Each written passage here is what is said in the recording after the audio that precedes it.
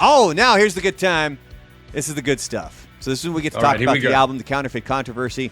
And so this is one of those stories that the more that I looked into it, and I got to speak with Al, which was great catching up with him. He was a great boss for my time. I was there a very short time in Eugene. I was there less than a year. But I listened to Al growing up on KUFO. He was the midday guy, and he's got that radio voice, and he's fucking hilarious. He was just a great boss to have. And it was even better when I got to hear stories from him. Like, he would tell me, so he was the one that when I would talk about, or I would ask him about Lane Staley, like, what was Lane Staley like back in the day? Because Al went through all of that stuff. Like, he was there at that time working at the radio stations. Like, when he and I were talking about this stuff, I mentioned that we started with Mother Love Bone, and he's like, oh, yeah. He's like, dude, I remember going and seeing Mother Love Bone back in the day. He's like, multiple times they would come through. He's like, checking him out. Like, that's a dude we need to just bring on and talk to. Because I'm sure, to do several episodes. Al, if you're listening to this, we definitely want you to come on, man, because he's got 100%. Stories for days. So he was the assistant program director / music director for KUFO in Portland, Oregon. That was the big rock station. It doesn't exist anymore. It's no longer around. It's the death of the rock radio station in the United States. Like, that's why I think the people in El Paso for KLAQ, I don't think they realize how lucky they have it, because there are not a lot of rock stations like that around anymore. Like, most of them have gone away. So they were the ones that made the deal with Interscope. And now I forgot, you actually have one. Sorry, we've so coming back to me. Sorry, I missed my pickup on that one. There are a lot of things that get misconstrued about this story. I don't know the story. So, I mean, I know the concept, but here we go. The big misconception is probably whose idea the pay-for-plays was. And the answer is, it was KUFO's. I did not see that one coming. Al said that it was an idea that they had for a while, but needed the right band to make the deal with. They wanted a band that they had faith in, pun intended. He didn't say the pun, by the way. Like, I'm not going to put that on him. I'm not going to put a terrible dad joke on Al. I put that in. But he did say that, and you're going to hear that here, actually. I got a bunch of clips here from when I got to sit down and talk with Al.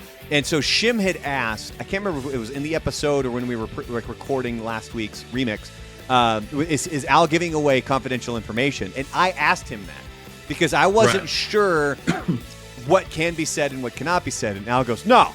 He's like, no. He's like, the statute of limitations ran out. And he goes, everything's fine.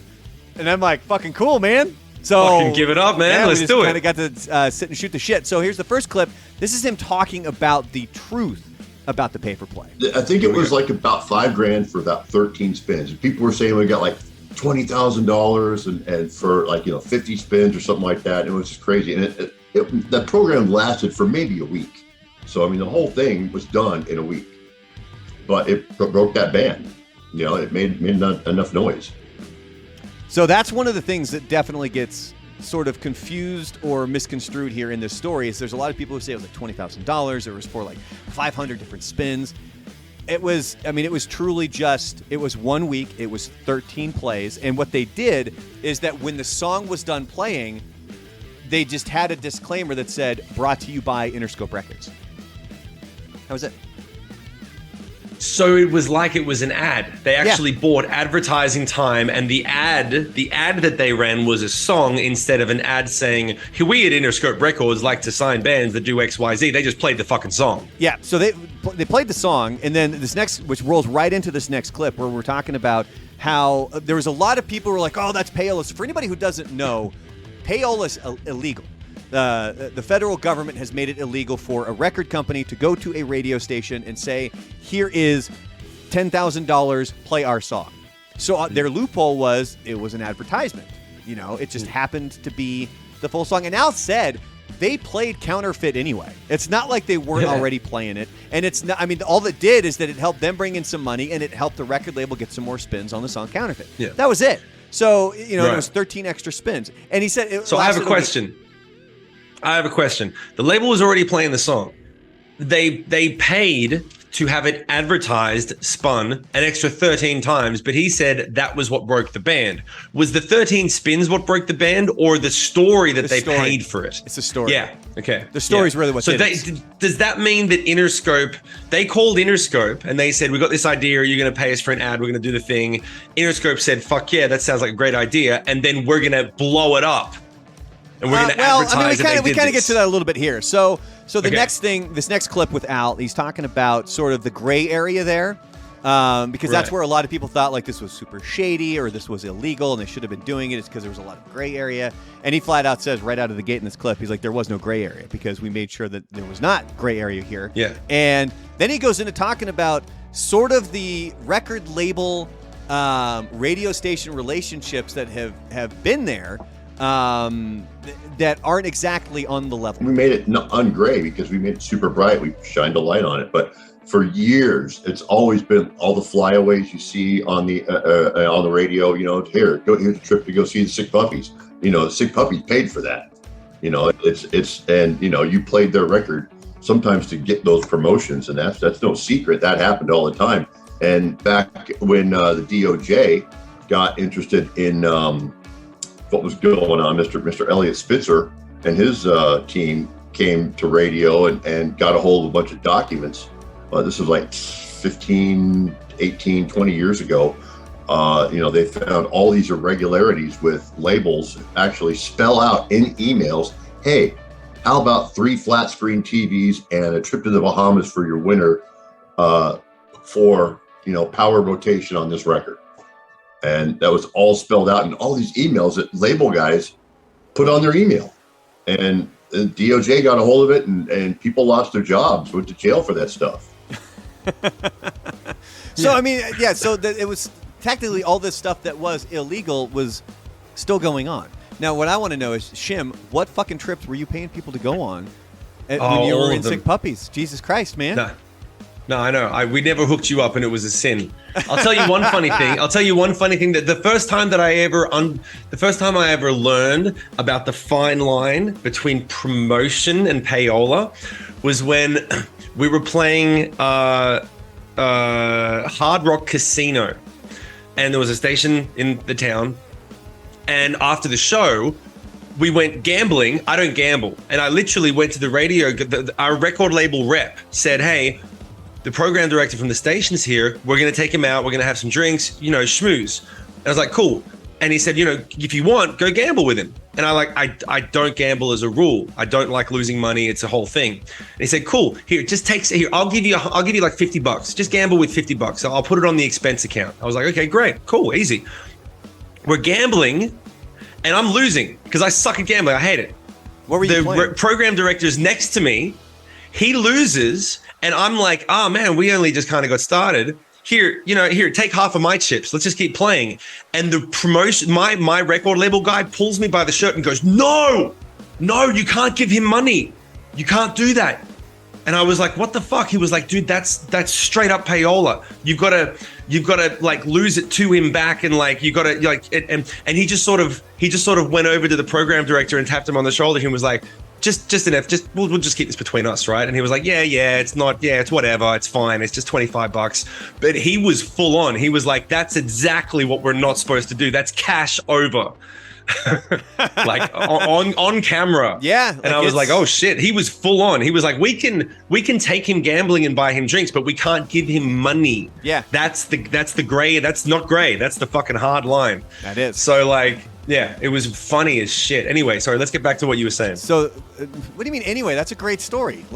Like, that's the kind like... No, I don't want to take away from this. This is what people have tuned in to see. No, but they also want to know about the time you got yelled at for trying to give a program director $25. That's a good story. Yeah. So, it's Al is this next clip. He's talking about the actual dinner and parts of the story that sort of get left out here in this craziness. So we had this kind of inkling of an idea, and we sat down at this dinner at Jake's, and it's 4 of us, myself, Dave Newmy, and a couple of guys from Interscope Records, and we're sitting there and we just start ordering food and drinks, and 4 hours later we wrap this up. We finally come to the deal with a certain amount of money for a certain amount of spins, no problem. He's like, calling on the phone to get a hold of, Fred and his manager and stuff like that, making sure it's going to be okay. It all gets done.